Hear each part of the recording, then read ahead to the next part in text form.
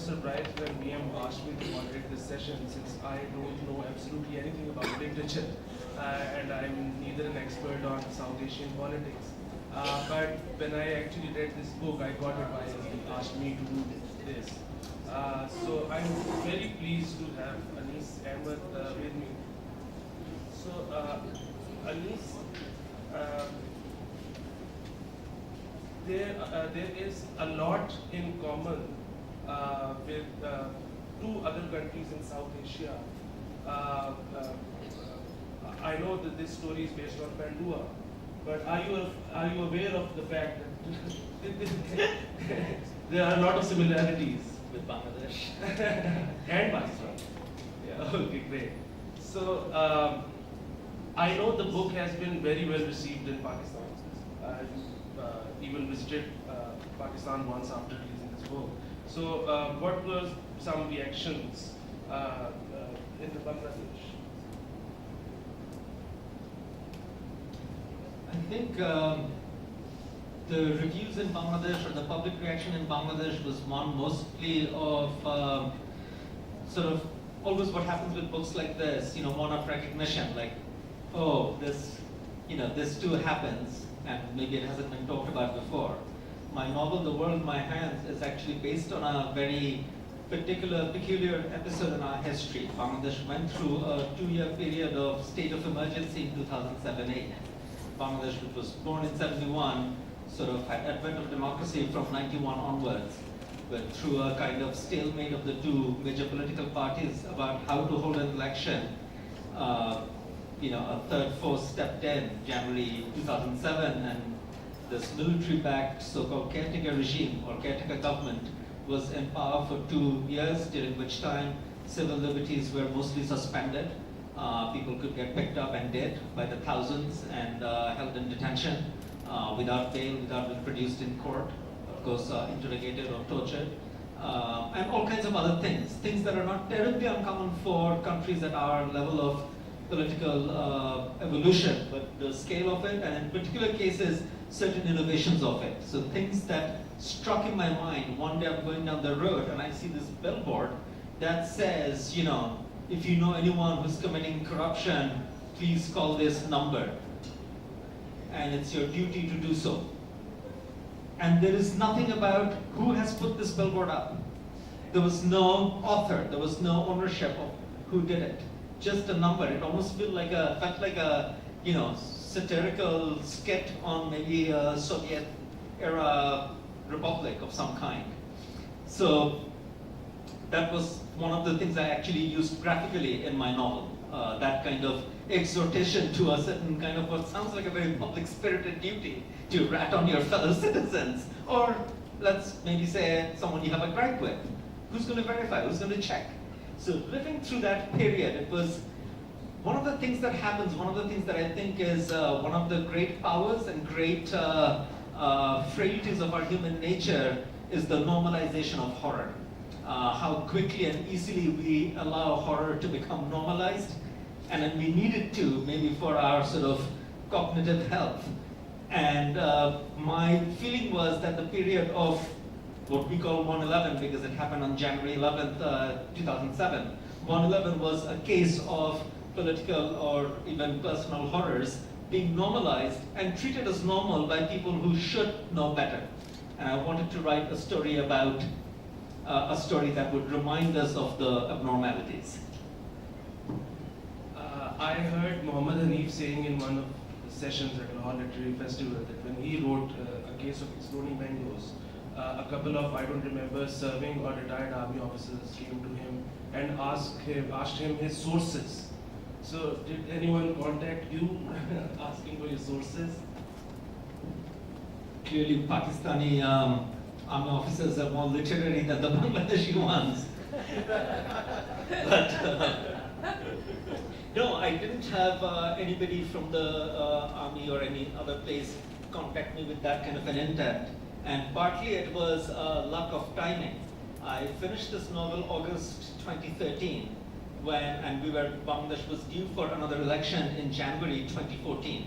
And in the second half of the last year, once again, the two major parties got into a very heavily conflictual situation where the party power Army League wanted to hold the elections under its own aegis, and the opposition at the time, BNP, wanted the caretaker to be returned. But I won't go into all the minutiae of who was right, wrong, and for what reason. But my great fear then was that if this novel, which kind of is not flattering to the last state of emergency we went through, is released in January, as my publisher promised it would be, for the Jaipur Festival, and if this new stalemate leads to a new state of emergency, then it might not be very auspicious timing for me or my book. But luckily for me, I guess, as it happened, the elections were held, and although they were boycotted by the BNP in whatever manner, at least civil government has prevailed. I don't know what kind of response I would have gotten if the army directly or indirectly through some proxy regime were in charge now. Then they might have taken some exception to the kind of presentation I've done. While I was reading the book, I felt as if I'm reading about Pakistan. But one thing that I found quite different was when Hissam feels as if there's a possibility that the PPP can come back. And he really dreads it, because he feels that if they come into power, his whole career will be in jeopardy. Whereas in Pakistan, when political powers take charge, they never do anything of that sort to people who have been good to the military regime. And the political postings, they keep them as a gesture of peacekeeping. They don't want to challenge the army up front. So is this something that is different in Bangladesh?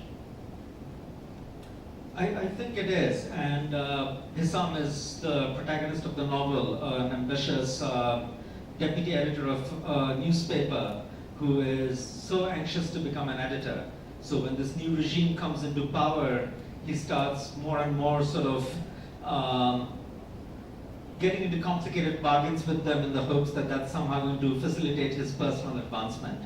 And what I was interested to look at was how somebody whom we would normally see as a figure of an intellectual figure, and one who would be aligned with broadly liberal and civil policies, or give some importance to that, can also get sucked into a power game, and how ideals can come into clash with personal ambition. It's something I've seen happen, and it's sort of this. I'm just old enough now to realize that one can't and should not trust the goodness of the untested. So my character is put to the test, and we see what he can do, how far he can go, or how far he can resist. So in this situation, there's the two leading parties, one left-leaning, one right-leaning, and he, in part of his bargain with the regime and part of pleasing them, has been to write against the ruling family of one of the parties, which was most immediately in power. And he is afraid that if that party comes back to power, he will be in far greater trouble than anything else. And all of this, on the one hand, speaks to, again, sort of very local lacunae that will be in codes very clear and visible to Bangladeshis.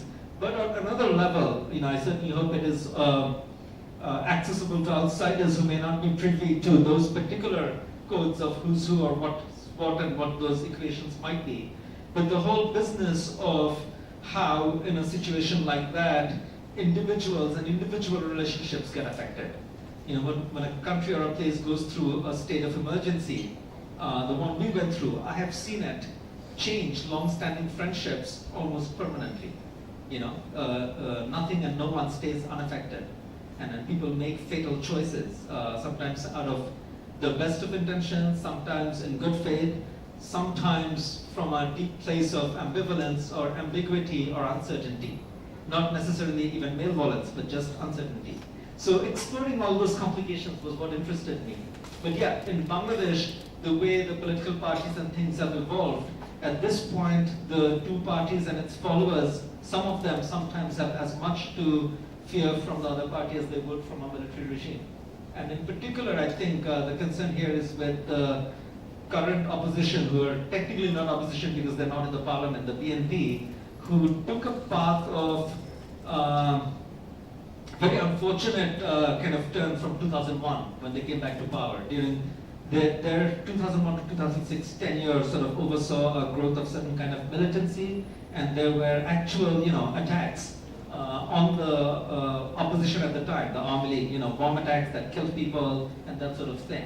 So I think there's a different kind of fear with any party with a history or past like that coming to power.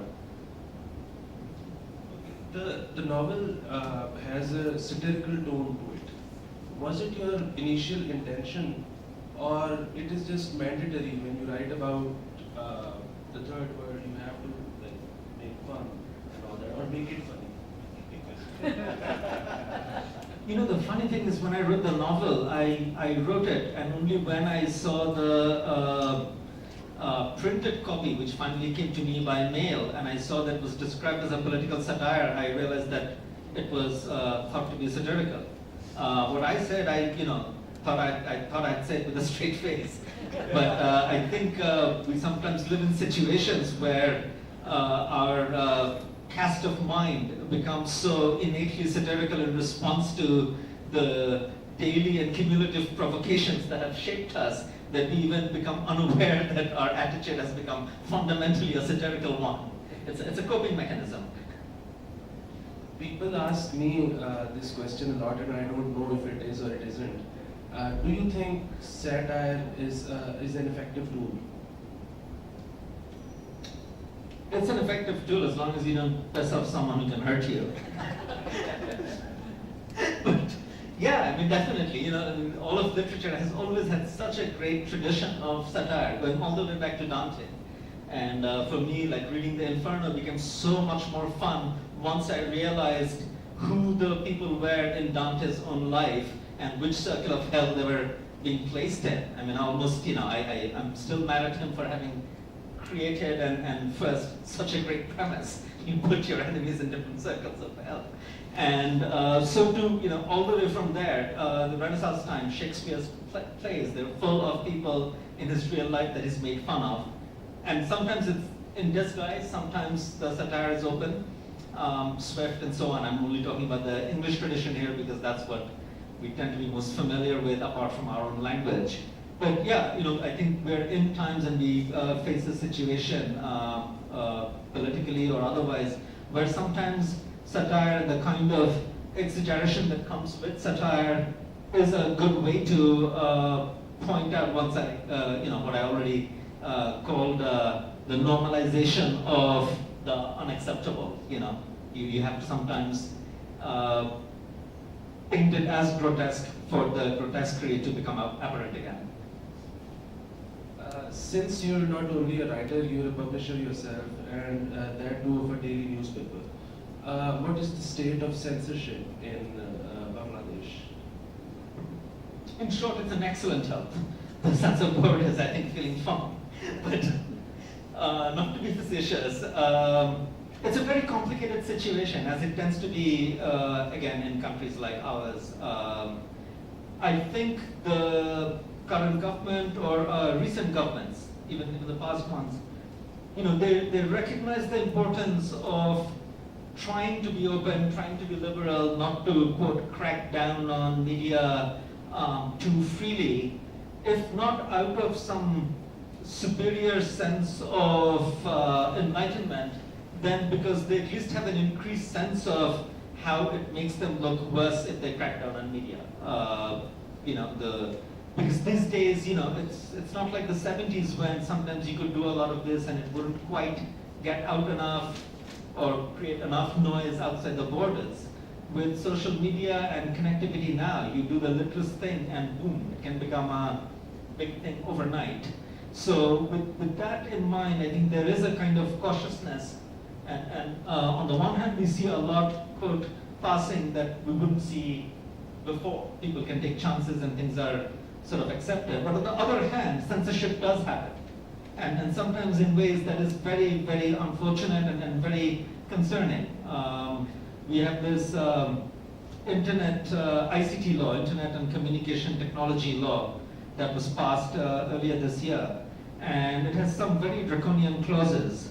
And some young man, boy practically, I think is only 21 or 2, who wrote a very satirical song about either the PM or the current Prime Minister or her father, who's also the father of the nation, was actually sentenced to jail for writing a satirical song and posting it on Facebook.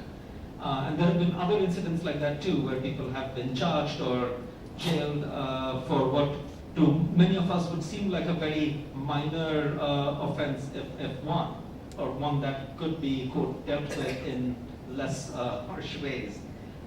So it does happen. But as a publisher, I mean, I personally have not felt that we are unfree or we can't say or write what we would want to or need to do for the most part. But you know, you live in the circumstances you live, and there are certain lines that are either not worth crossing, or the conversation I had with my editor was like this. This paper was launched only 18 months ago, so a few months before that, when we were sitting down and making our policies and strategies, the editor himself, the way he put it was, basically, we'll push the envelope, but not so far that things get shut down. I asked many satirists back home, and they all said that they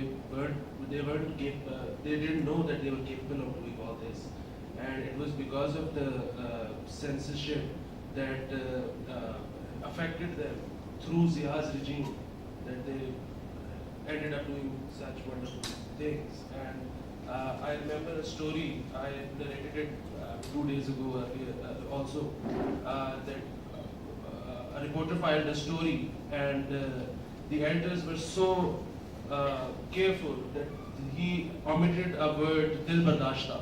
So the reporter went to see him and asked, what's wrong with this word? Dil Bardashta means heartbroken. So he said that there's nothing wrong with this word, but they might feel as if it's a combination of 2 words, Dilbar, which is beloved, and Dashta, which is concubine. So let's not, let's omit this word from the report. So, was it difficult for you to be so cruel to Kaisar? Well, not to give away any spoilers, but the short answer would be no. I mean, I know of writers who become maybe very fond of their characters and that sort of thing. You know, these are words on pages after all.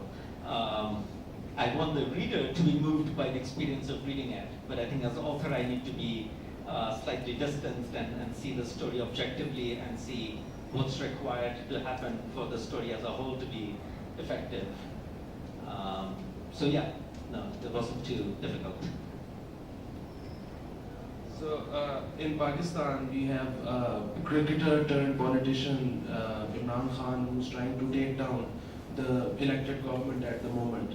So is Bangladeshi elected government always in a threat as well? Bangladesh has had such a peculiar history. You know, we became independent in 71. In 75, the father of the nation was murdered brutally with almost the entirety of his family. And from 75 to 96, we had 21 years of other regimes. 75 to 90 was a military one. 91 to 96, the party of a party founded by one of the military dictators. And they ran that entire time. They ran the country based on ideologies that were in some ways antithetical to the ones that penned the whole liberation struggle and the hopes of the country at liberation. To be more precise, you know, our whole liberation war was fought on aspirations of becoming a socialistic democracy and a secular one.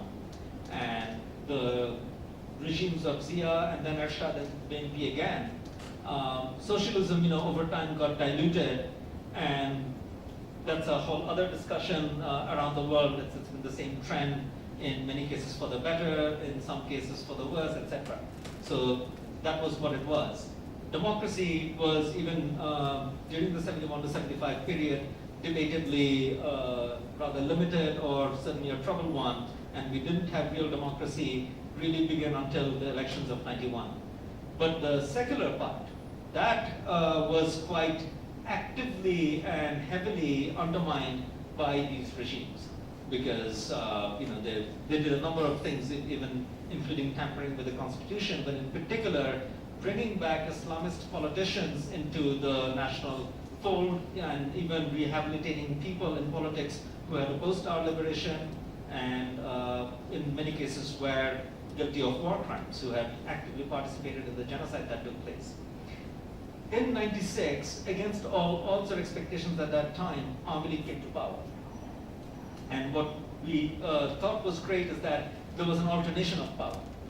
And Army League at that point sort of respected the quote facts on the ground, that there has been a degree of Islamization that's happened and one needs to quote peddle a soft course, and while war crimes should be tried, etc., there is not enough support for it in the public, etc., etc. And it sort of took a very pragmatic course.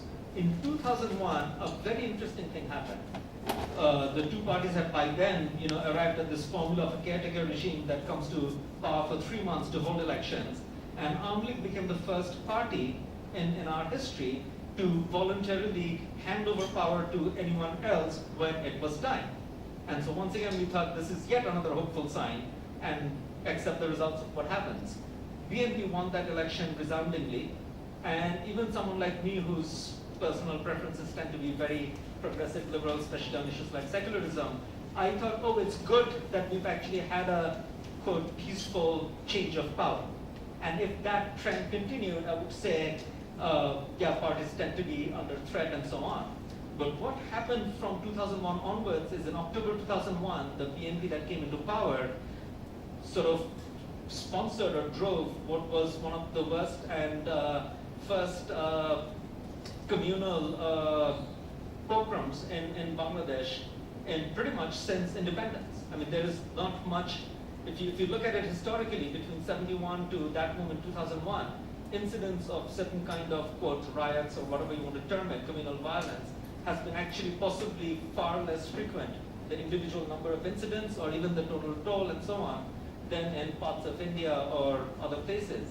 But they sort of deliberately attacked minorities, and they attacked Army League people, and then we saw a rise of new militant groups like JMB and Harkatul Jihad and so on and so forth.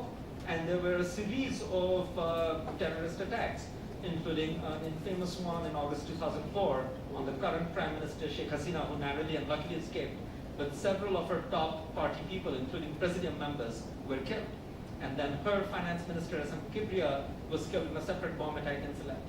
So what happened in 2001 to 6 took many of us completely by surprise, where we had a certain kind of progressive trend of democracy, parties losing elections, other parties unhappily accepting it, going to parliament, boycotting it, going to it, in some form evolving. In 2001, when Army League was the first to sort of allow elections to happen without trying to just cling to it, the party that comes in, there is a kind of gesture that was needed from them. Democracy at the end of the day, no matter how fine your constitution, cannot be a matter of mere written annotation. It actually is a broad, implicit social compact, bargain among people, and not just parties, but among people. There are certain things that have to be respected. And this violence that happened during BNP's tenure and is widely known or believed to have been very heavily sponsored or supported by them really rent asunder whatever fabric of mutual trust that was being built up, which democracy needs. And this is why in 2006, end of 2006, when BNP kept tinkering with the caretaker, not willing to hand over power, Army League also dug its heels in, and then a third force came in, and it was a state of emergency for 2 years, and then Awami League won resoundingly, and the last election was boycotted by BNP. At some level, it has still, in some ways, the kind of forward movement we could have had, would have liked to have since 2001. Instead of that, we've had a certain kind of process of evolution, but one mired in trouble, one mired in uncertainties. Exactly when and how we will get a more functioning opposition, and when we will get a more fair election that is fully participatory, all that remains to be seen. So I think political parties remain under a certain sense of threat, but it's not a straight equation of, oh, there's strong anti-incumbency and I'm going to lose the next election. It's become more complicated or murky than that. I think it's time we should open the conversation to the audience. If you have any questions for Anis.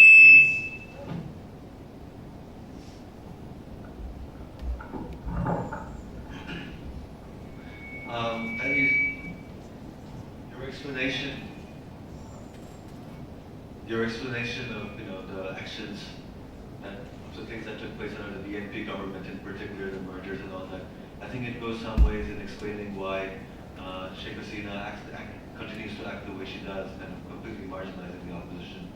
And she takes a pretty intransigent stand. For us on the outside, we look at Bangladesh, we think that it's almost a kind of, maybe she's going too far, it seems. Do you see, and in India people are pretty happy, there's a secular government, things like that. But do you see the possibility of a backlash of a certain kind from the Islamists from the BNP? I personally don't see much of a chance of a backlash, so to speak, from BNP Islamists. But what I see is this. What you said is correct.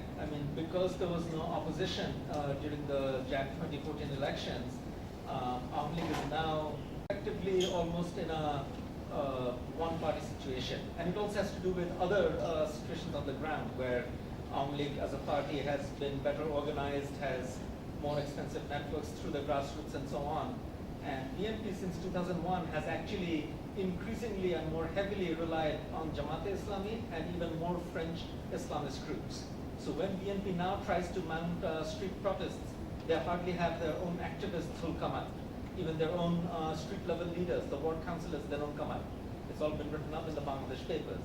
So there's been a kind of real degradation of BNP as a party through their chosen policy or strategy of closer ties with the Islamists 2001 onwards. That wasn't their condition in the 1990s. So to the extent that Awami League is on the one hand on a quote hard line with BNP, that is true, and that is of course not helping BNP. But BNP itself has done quite a bit to, I think,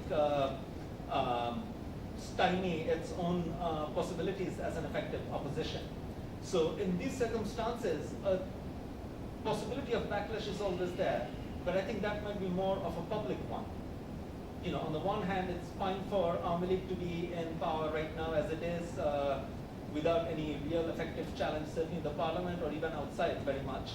But then on the other hand, the public is going to be completely holding them responsible for whatever happens. And if they can't deliver on the public expectations, Bangladesh has a long tradition of the public being effective at making its discontents heard. So anyone in power should do well to pay attention to that.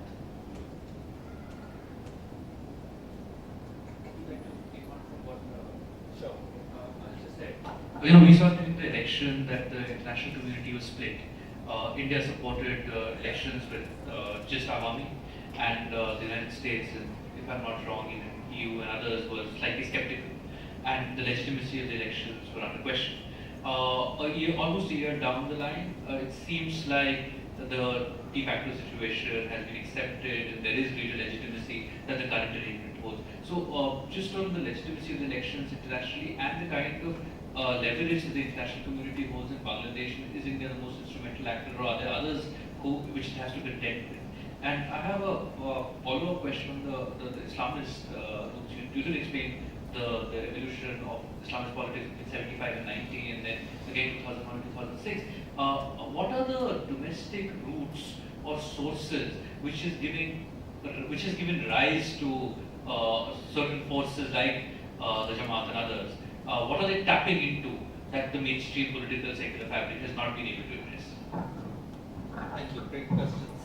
About the legitimacy of the election, for better or worse, as of January 2014 and even now, BNP, despite a certain kind of track record from 2001 onwards, which has been very not pleasing to people like me who really value the secular principles, they do remain the real party, the other party other than Awami League, with a following.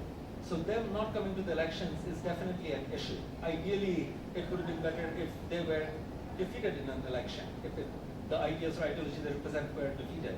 As far as people giving, choosing sides or giving support or not, what you said is very correct. The US in particular has had a very contentious relationship with the Awami League. India was very supportive of Awami League. India has not always taken that kind of a position. And also, mind you, when I say all this, I'm saying all this as an ignorant private citizen, because officially I don't think India would admit to the fact that it gives support to either this or that party in another country. But in this particular case, most of Bangladesh was with Awami League. Because what happened with BNP is that while Awami League had, on the one hand, built up a certain amount of anti-incumbent opposition with the public by the end of its term. So there were polls in July 2013 that showed that Awami League would lose an election by up to 8% margin. From August onwards, BNP and its allies, Jamaat and other Islamists, swung into action with heavy violence. And violence that is different from other political violence we've had in our country, where violence was between cadres or official political cadres of the two parties. In this case, the violence was directly against the public. Commuter buses being set on fire and people died. So polls by November and December were again showing that they were within a margin of error. And I think Awami League really could have won the election, and that was the real reason for BNP opting out, because they wanted to saddle Awami League with this question of legitimacy and avoid the humiliation of actually losing to someone who has been an incumbent. In this context, the US choosing that issue, well, the US has a long history of choosing the wrong side of a political movement in our country. I mean, what side were they on in 71 or in 75? So they've chosen the wrong side again. I think they should be with the secular powers in Bangladesh. We've run out of time. Thank you so much for attending this session, and I would urge you all to get this book and get it signed from him. Please urge them to get it on Flipkart, because it's not here. Oh, okay. Get it on Flipkart. Thank you so much.